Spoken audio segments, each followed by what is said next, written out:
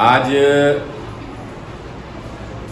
हम देखेंगे कि बायो-सेवर्ट लॉ के द्वारा जो फार्मूला प्राप्त किया गया, उस फार्मूले का यूज हम क्या क्या कर सकते हैं। और उसके अंतर्गत हम सबसे पहले यह देखेंगे कि जो कंडक्टिंग वायर होता है, चालक तार होता है, वह अलग अलग शेप का हो सकता है। जैसे स्ट्रेट लाइन वायर हो सकता है, बिल्कुल सीधा तार, वह कॉइल की फॉर्म में हो सकता है, मतलब कुंडली के रूप में हो सकता है, वह सोलेनॉइड के रूप में हो सकता है, मतलब परिनलिका के रूप में हो सकता है। तो वायर की अगर हम अलग अलग डिज़ाइन करें तो फिर अलग अलग पॉइंट्स पर इंटेंसिटी ऑफ मैग्नेटिक फील्ड, मतलब चुंबकीय क्षेत्र की तीव्रता क्या होगी, इसका मान कितना होगा, इसे हम बायो-सेवर्ट के लॉ से निकाल करके देखेंगे। तो एक और बात है, इस चैप्टर में जो क्वेश्चन आने हैं, जैसा कि हमने पहले ही बताया है, 1 और 2 मार्क्स की आने हैं, इसलिए हमें लॉन्ग टाइप आंसर करने की ज़रूरत नहीं है। हाँ, बारीकी समझने की ज़रूरत है, क्योंकि उन्हीं में से कोई ना कोई क्वेश्चन हमारे सामने आ जाता है, ठीक है। और फिर वह क्वेश्चन ज़्यादा खतरनाक हो जाता है, क्योंकि 1 मार्क के लिए क्राइटेरिया बहुत ज़्यादा हो जाता है, ठीक है। इसलिए कई बार ऐसा होता है कि डिस्क्रिप्टिव टाइप एग्ज़ाम में स्टूडेंट बहुत अच्छा स्कोर कर लेता है, लेकिन जब वो ऑब्जेक्टिव टाइप पैटर्न में MCQ टाइप, मतलब जो वस्तुनिष्ठ प्रकार 4 विकल्प वाले क्वेश्चन होते हैं, उनको सॉल्व करने के पेपर में दिए जाते हैं, वही दिए जाते हैं, तो पता चला कि उसके मार्क्स अच्छे नहीं आ रहे। उसका सबसे बड़ा रीज़न यही होता है। तो यहाँ पर हम कुछ अलग अलग डिज़ाइन लेंगे और उनकी वजह से इंटेंसिटी ऑफ मैग्नेटिक फील्ड, मतलब चुंबकीय क्षेत्र की तीव्रता कितनी होगी, यह निकाल के देखेंगे, ठीक है। और वह कितने प्रकार से पूछा जा सकता है, उसकी भी चर्चा करेंगे, ठीक है। तो इसके लिए इसमें कुछ सिलेबस एक्सक्लूड भी किया गया है, मतलब तुम्हारे पेपर में कुछ क्वेश्चन या कुछ हिस्सा नहीं पूछा जाने वाला। जैसे इस चैप्टर में साइक्लोट्रॉन का क्वेश्चन था, वह क्वेश्चन बोर्ड ने हटा दिया है, तो अभी उसको हम रिसेंट में नहीं पढ़ेंगे, नॉलेज के लिए पढ़ा जा सकता है, लेकिन वह सिलेबस में अब नहीं है, ठीक है। तो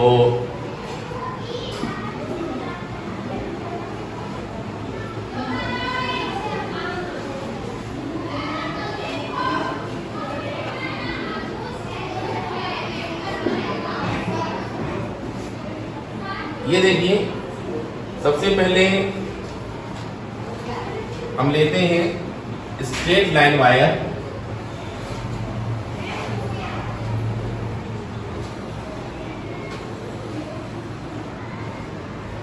ये देखो, ये वायर है, थोड़ा मोटा करके ही बता सकते इसको,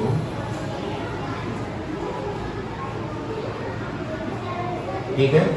और इसमें करंट फ्लो हो रहा है और उसकी वैल्यू कितनी है, उसकी वैल्यू है I।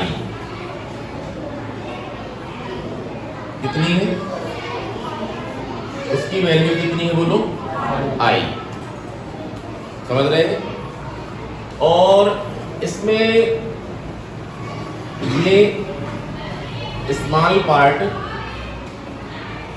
AB लेते हैं, मतलब इसका मतलब ये होता है कि पूरे वायर को हम छोटे छोटे पीस में डिवाइड कर सकते हैं, और ईच पार्ट की जो लेंथ होगी वह सेम होगी, उसे आप लोग डेल्टा L या DL भी मान सकते हैं, ठीक है। और इसमें उसी दूरी पर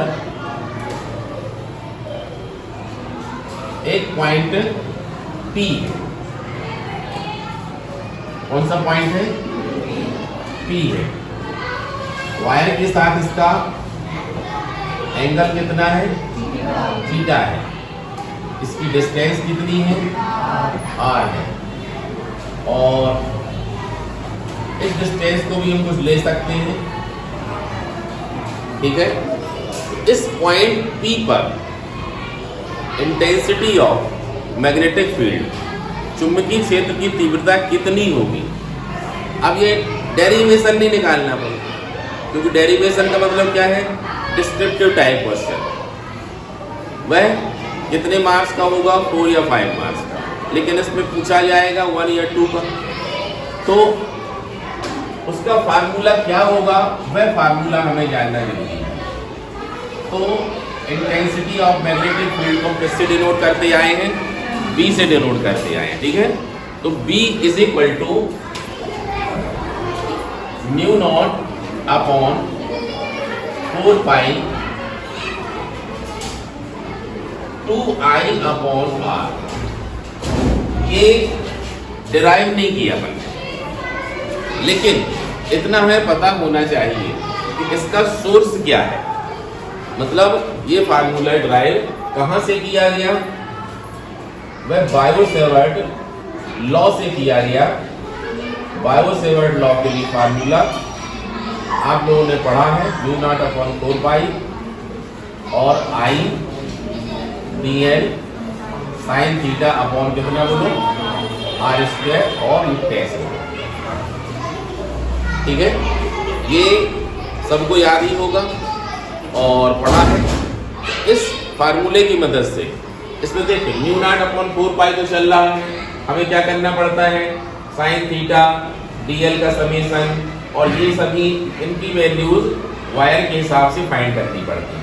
और ये वैल्यू यहाँ जब लगाते हैं तो इस वाले क्वेश्चन के लिए कितनी आती है? वो 2 अपॉन r। I देखो वहीं का वही है, I तो रहेगा, जितने डेरिवेशन होंगे उनमें I रहेगा, ठीक है। हमें सब्स्टिट्यूट करना पड़ता है इनका, तो शेप के हिसाब से इनके मान बदल जाते हैं, थीटा की वैल्यू चेंज हो जाती है, उस हिसाब से हमें ये मान निकालना है।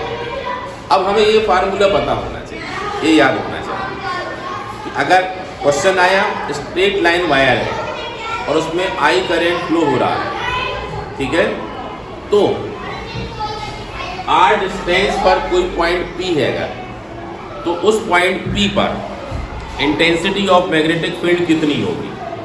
आंसर क्या होगा? B is equal to mu not upon 4 pi 2I upon R। Tesla, unit लिखना नहीं भूलना पड़ता, ठीक है। इंटेंसिटी ऑफ मैग्नेटिक फील्ड की यूनिट क्या है? टेस्ला है, ठीक है। अब देखो इस क्वेश्चन के आने का मतलब ये नहीं है कि एज इट इज यही फार्मूला पूछ लिया जाएगा।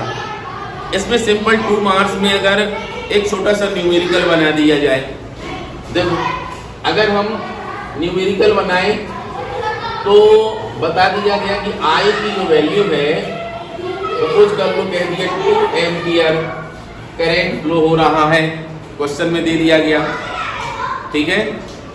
इसके बाद कहा जो वायर है उस वायर से डिस्टेंस कितनी है? Distance 20 centimetre. अब यहाँ पर थोड़ा सा काम कर दिया हमने, 20 सेंटीमीटर ऐसा इसलिए किया कि स्टूडेंट R की वैल्यू यहाँ पर लगा दे 20 सेंटीमीटर, जबकि आप 20 सेंटीमीटर लगाएंगे तो आंसर गलत होगा। क्यों? क्योंकि जब भी जो वैल्यू दी जाती है वो सभी वैल्यू किसमें होना चाहिए? सेम यूनिट में होना चाहिए, सेम सिस्टम में होना चाहिए। मतलब या तो CGS ही हो या फिर SI ही। तो यहाँ पर देखें ये SI में है एम्पियर, लेकिन डिस्टेंस को क्या ले लिया गया है? CGS में ले लिया गया है। इसको तुरंत ही कन्वर्ट करेंगे। कन्वर्ट करने के लिए सिंपल 100 से डिवाइड कर देंगे तो ये कितना बन जाएगा बोलो? मीटर बन जाएगा। और ये कितना आया? 1/5 मीटर। चाहे तो इसको 0.2 भी लिख सकते हैं, समझ रहे हैं? हो गया, आर का मान आ गया। अब इसके बाद हम क्या करेंगे, इसकी वैल्यू हमारे पास पता होगी पहले से, फॉर्मूले में लगाएंगे, कितना बोलो, 10 पावर -7 होता है, और यहाँ पर 2 लिखा हुआ है।